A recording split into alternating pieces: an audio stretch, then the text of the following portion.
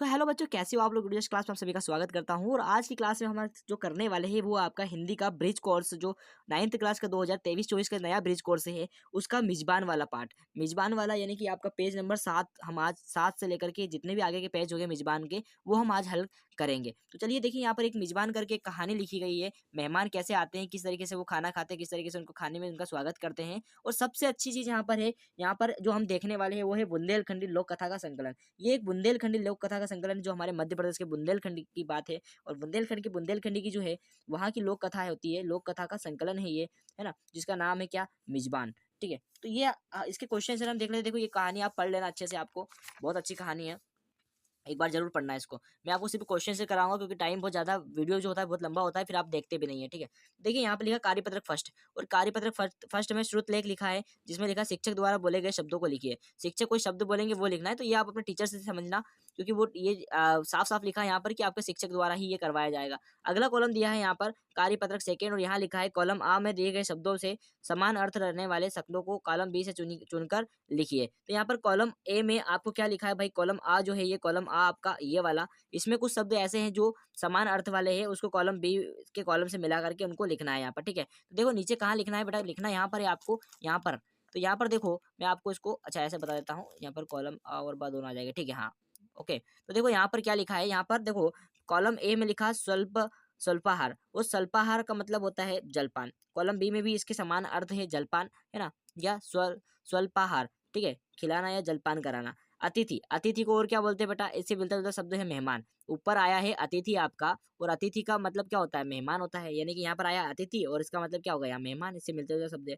व्यंजन, व्यंजन यानी क्या होता है बेटा, व्यंजन यानी कि आपका कुछ अच्छी अच्छी चीजें बनाना, यानी कि पकवान। तो जो इसका क्या आ जाएगा, पकवान, तो ये हो जाएगा आपका पकवान, ये समान अर्थ वाले शब्द है। मेहमान नवाजी, मेहमान नवाजी अपन करते हैं, मेहमान नवाजी यानी कि मेहमान नवाजी का एक समान अर्थ क्या होता है, आतिथ्य। आतिथ्य, इसके अंदर लिखा है आपका आतिथ्य, तो आतिथ्य हम करते हैं ना, मेहमान का मेहमान नवाजी हम करते हैं ना, मेहमानों की उनका केयर करते हैं, उनके रख रखाव हम करते हैं भाई, देखते हैं कि भाई मेहमानों को किस चीज़ की जरूरत है, किसकी नहीं है, बहुत अच्छे से उनका ख्याल रखते हैं अपन अपने इंडिया में ये चीज़ें। और अपने मालवा में विशेष करके बहुत ज़्यादा ये प्रचलित है, हमारे इंडिया में, पूरे इंडिया में ये हमारी संस्कृति रही है कि भाई मेहमानों का हम भगवान मान करके उनका स्वागत करते हैं। ठीक है, तो यहाँ पर युक्ति भिड़ाना, युक्ति भिड़ाना का मतलब होता है जुगत लगाना, जुगत लगाना, है ना, युक्ति कैसे भिड़ाते हैं या जुगत लगाते हैं। ठीक है, फिर आतिथ्य करने वाला, आतिथ्य करने वाले को क्या कहते हैं, मतलब मेजबान कहते हैं, मेजबान भी बोल सकते हो आप, आतिथ्य करने वाला भी बोल सकते हो। तो समान अर्थ वाले शब्द थे, इसलिए हमने पेज क्रमांक 8 भी हमारा हल जो है वो कर लिया है। अगला पेज देखते हैं, अगला पेज है हमारा कार्यपत्रक 3 और पेज नंबर 9। इसमें देखो नीचे दिए गए शब्दों की सूची बनाकर अपने स्वादानुसार नीचे दिए गए वर्ग में लिखकर, है ना, इसके अलावा जो आपको पसंद है उन्हें भी लिखें। भाई ऐसा यहाँ पर है कि आपको कुछ यहाँ पर ये दिए गए हैं, इसमें से आपको छाट करके नीचे लिखना है, और जो आपको अपनी तरफ से पसंद है वो भी लिखना है। तो मैंने अपनी पसंद यहाँ पर नहीं बताई है यार, मैं अपनी पसंद यहाँ पर नहीं बता रहा हूँ। ठीक है, तो आप लोग यहाँ पर भर सकते हैं। देखो यहाँ पर लिखा मीठा, मीठे में क्या क्या चीज़ें होती है, तो देखो भजिया, भजिया मीठा होता है क्या, बिल्कुल नहीं होता। तो भजिया क्या होता है, नमकीन होता है, तो इसको हमने नमकीन की कैटेगरी में रखा, ये मुझे पसंद है। ठीक है, मैंने इसलिए यहाँ पे पसंद में रखा, आपको पसंद नहीं है तो आप नापसंद में रख सकते हैं। ठीक है, फिर यहाँ पर लिखा बर्फी, तो बर्फी क्या होता है, बर्फी मीठी होती है बेटा, या बर्फी क्या होती है, तो बर्फी जो है वो आपकी इसमें आएगी मीठे में, तो मीठे में आपकी बर्फी आएगी, और मैंने को बर्फी पसंद नहीं इसलिए मैंने इसको नापसंद में डाल दिया। ठीक है, फिर आता है लड्डू, लड्डू क्या होता है, ये भी मीठा में मीठे में आता, तो इसलिए लड्डू मुझे पसंद है, इसलिए मैंने इसको डाल दिया लड्डू को इधर। ठीक है, उसके बाद यहाँ पे क्या, खीर पूरी, तो खीर पूरी, खीर जो होती है वो मीठी होती है, तो इसको भी हम मिठाई में रखेंगे, और ये भी मुझे पसंद है भैया। फिर आएगा मालपुआ, तो मालपुआ जो आपको पसंद हो तो रखो, ना पसंद तो मत रखो। तो मुझे मालपुआ जो है वो मिठाई मीठी चीज़ होती है, वो मुझे पसंद नहीं है, तो इसलिए मैंने मालपुआ यहाँ रखा है। ठीक है, फिर आया है आपका नींबू, नींबू क्या होता है भाई, खट्टा होता है, नमकीन होता है कि मीठा होता है, तो नींबू जो होता है वो खट्टा होता है, तो हमने, मुझे पसंद है नींबू, इसलिए मैंने यहाँ पर नींबू मेरी पसंद वाली चीज़ कॉलम में मैंने रखा है, नींबू खट्टे वाले में। ठीक है, फिर यहाँ पर आता है इसके बाद पापड़, तो पापड़ क्या होता है, नमकीन होता है, तो नमकीन मेरे को पसंद नहीं है, यहाँ पर पापड़ जो होती है वो मुझे पसंद नहीं है, तो मैंने पापड़ को नापसंद में डाल दिया, आपको पसंद होता है आप यहाँ लिखो। ठीक है, सेब, सेमफल जो होते हैं वो आपको पसंद है क्या नहीं, सेमफल तो मीठे में आते हैं, और सेमफल भी मुझे पसंद है, तो इसलिए मैंने सेमफल को पसंद में रखा है। ठीक है, और यहाँ पर लिखा पपीता, पपीता भी मीठे फल में आता है, इसलिए हमने यहाँ पर इसको पसंद में रखा है, और आप चाहे तो ना पसंद में रख सकते हो, जो आपको पसंद नहीं है वो मत रखो। इमली, इमली खट्टी होती है और मुझे पसंद नहीं है भाई, ज़्यादा खट्टी होती है, इसलिए मैंने इसको ना पसंद में रखा है। ठीक है, कभी कभी खा लेते हैं, वो एक अलग बात है।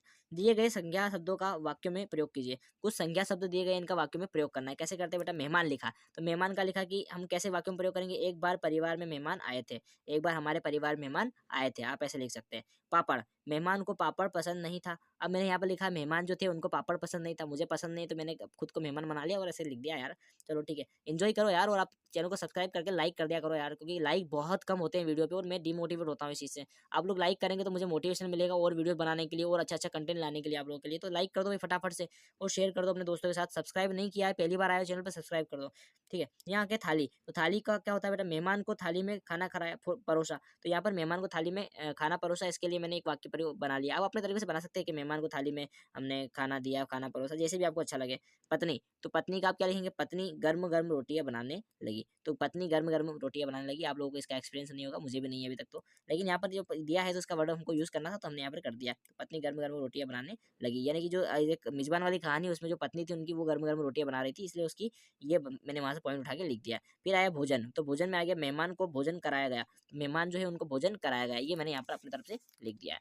ठीक है, अगला देखेंगे तो अगला क्या है, यहाँ पर अगला लिखा निम्नलिखित में से विशेषण विशेष को छाड़कर लिखिए। भाई विशेषण कौन से है इसमें, जो नीचे जो इसमें लिखे हैं इस कॉलम में, उसमें विशेष कौन से, विश्लेषण कौन से और विशेष कौन से। तो विश्लेषण में विशेषण और विशेष में विशेष लिखना है। जैसे कि क्या बताऊं भाई इतना लंबा सांप था, क्या बताऊं भाई इतना लंबा सांप था। तो जो लंबा है वो क्या हो गया, ये हो गया विशेषण, हो गया विशेषण हो गया। और भाई विशेष क्या है, इसके अंदर क्या विशेषता थी, तो वो सांप था, ये उसकी विशेष है, वो विशेषता है कि भाई वो सांप था। और वो विशेषण क्या था, वो क्योंकि वो लंबा है। ठीक है, ये चीज़ है। तो यहाँ पर आएगा जहरीला, तो जहरीला क्या होता है, विशेषण में आएगा कि विशेष में आएगा, विशेष में नहीं आएगा, ये आएगा जहरीला आपका किस में आएगा, विशेषण में आएगा। और जहरीला कौन होता है, सांप होता है। तो सांप क्या है, विशेष है, विशेषता उसकी कि वो जहरीला है, सांप की विशेषता है ना, तो विशेषता जो होती है वो इधर आएगी। ठीक है, फिर आएगा करारे।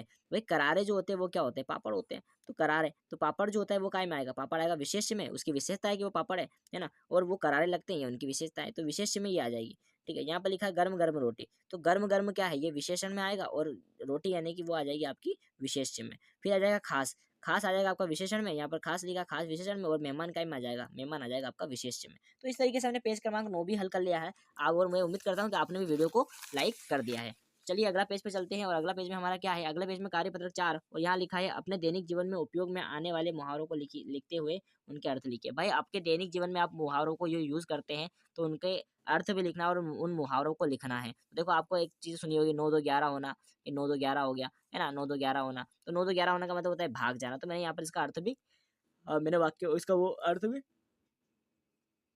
यहाँ पर लिख दिया है। ठीक है, फिर अगला है आंख का तारा। तो आंख का तारा क्या है, बहुत प्यारा लगता है, आंख का तारा या बहुत प्रिय होना। ठीक है, आंख का तारा के लिए आप क्या लिख सकते हैं, बहुत प्यारा या बहुत प्रिय होना। ठीक है, बहुत प्रिय होना। यहाँ पर मैं एक चीज डाल देता हूँ, आपको दोनों चीज अच्छी लगेगी, बहुत प्रिय, बहुत प्रिय होना।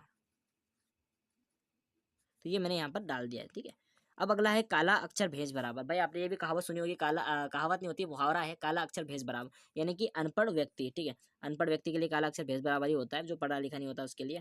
फिर आएगा ईद का चांद होना। भाई ईद का चांद होने का मतलब होता है बहुत दिनों बाद दिखाई देना, गायब हो जाना एक तरीके से। ठीक है, फिर है दिन रात एक करना। दिन रात एक करने का मतलब होता है बहुत मेहनत करना, बहुत मेहनत करना। आप लोग भी दिन रात मेहनत करो, है ना, दिन रात एक कर दो भाई साहब, दिन रात एक आपको करना है, इस मुहावरे को आपको सार्थक बनाना है। और अगला जो हमारा कार्यपत्रक 5 है उसमें क्या लिखा है भाई, कार्यपत्रक 5 में क्या लिखा बच्चों, निम्नलिखित शब्दों का उपयोग करते हुए एक कहानी लिखिए। भाई निम्नलिखित शब्दों का उपयोग करके एक कहानी बनाना है, जितने भी शब्द यहाँ पर इनसे कहानी बनाना है। तो मैंने अपने तरीके से कहानी बना दी यार, जो मेरे दिमाग पे आ रही थी मैंने वो कहानी बना दी। आप अपनी कहानी बना सकते हैं अपने तरीके से। यहाँ लिखा है एक गाँव में एक बूढ़ी काकी रहती थी, एक गाँव में एक बूढ़ी काकी रहती थी, मैंने इसे कहानी बना दी। काकी शब्द यहाँ से उठा लिया और बूढ़ी यहाँ से उठा लिया, और इसे मैंने बना दिया कि एक गाँव में एक बूढ़ी काकी रहती थी। फिर वह बहुत अच्छे व्यंजन बनाती थी, और वो जो अच्छे अच्छे पकवान बनाती थी। ठीक है, एक बार बूढ़ी काकी के यहाँ उनके पोते की शादी थी। एक बार बूढ़ी काकी जो थी उनके यहाँ पर उनके पोते की शादी थी। तब शादी में बहुत सारे मेहमान आए, और शादी में क्या हुआ, मेहमान। तो मेहमान एक शब्द यहाँ मैंने यहाँ से उठाया और कहानी में लिख दिया, मेहमान आए।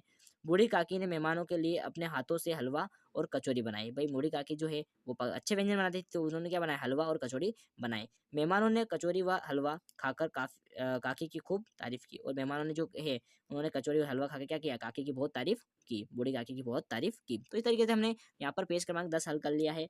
और आज हमने पेज क्रमांक 7 से 7 8 9 10 तक हमने हल किया है। तो उम्मीद करता हूँ आपको वीडियो पसंद आया होगा। अगले पेज में हम करेंगे अंतरिक्ष की शेर, अंतरिक्ष शेर वाला टॉपिक हम अगले हमारे वीडियो में करने वाले हैं। तो आज के लिए इतना ही, थैंक यू सो मच। अगर चैनल पर पहली बार आए सब्सक्राइब कर दीजिए। अगर आपको गणित का, इंग्लिश का वीडियो चाहिए तो वो आप प्ले लिस्ट पर जाकर के देख सकते हैं, लिंक मैं आपको डिस्क्रिप्शन में यहाँ पर डाल दूंगा, तो वहाँ से भी आप देख सकते हैं। Thank you so much, thank you.